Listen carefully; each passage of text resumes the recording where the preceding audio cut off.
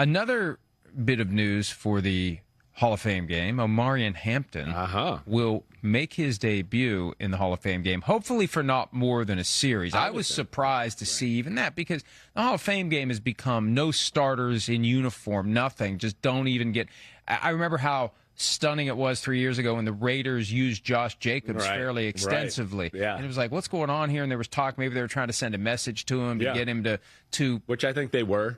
To embrace the Josh McDaniel Patriot way. But it's rare. And when I saw this on our sheet, he's their first-round pick with Najee Harris still, superficial eye injury, still on the non-football injury list nearly a month after the fact. You're going to put Omarion Hampton at risk in the Hall of Fame game. So if he plays, I hope he doesn't play much. I know. I wouldn't expect it to be much. It excited me as well when I heard he was playing. I mean, one of the things that I'm excited about on tomorrow night is to see the Chargers in person.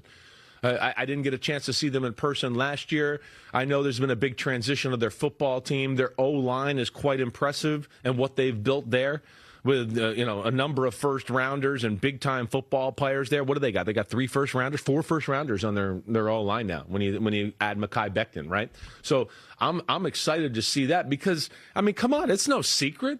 We all know how Jim Harbaugh and the Chargers are going to play. They want to play smash-mouth football. That's why they drafted this guy in Omarion Hampton. He's made for the NFL. He's cut out of stone. He's chiseled. He can be a workhorse running back, which Jim Harbaugh wants. And I think like what you're saying, I mean, I agree with you. You don't want to see him too much.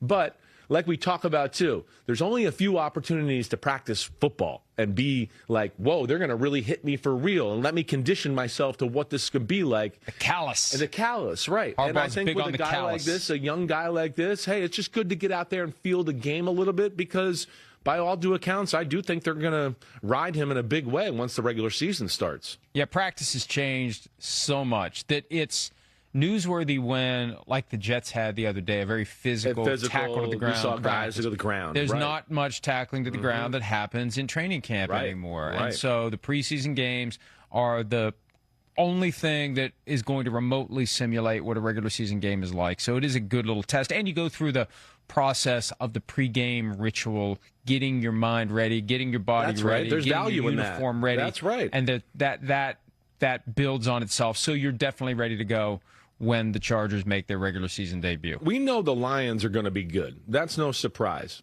And I think we all expect the Chargers to be good. The question is how good. And to me, they're one of those teams where I go, okay, yeah, playoffs. But I also look at it and go, they might be able to how it's setting up here in this coaching staff, because I got a lot of respect for Harbaugh and Jesse Minter and Greg Roman and what they do there, to where I go, this could be one of those surprise teams that wins, 1, maybe 2 playoff games. They could be a team that ends up seeding higher than the Kansas City Chiefs. These are one of the teams that I put out there to go, playoff team that could really surprise some people. We know the culture, the toughness is there.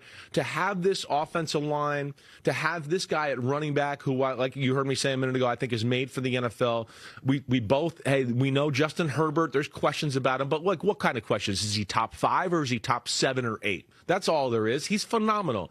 And now if they can get these receivers to match up with him, that's where you start to go, if they can run the ball, get people to creep up at the line of scrimmage. They got Ladd McConkey to work underneath or do whatever. But then Quentin Johnson and the Trey Harris kid who they drafted out of Ole Miss, who's a big playmaker and can stretch the field to make plays after the catch.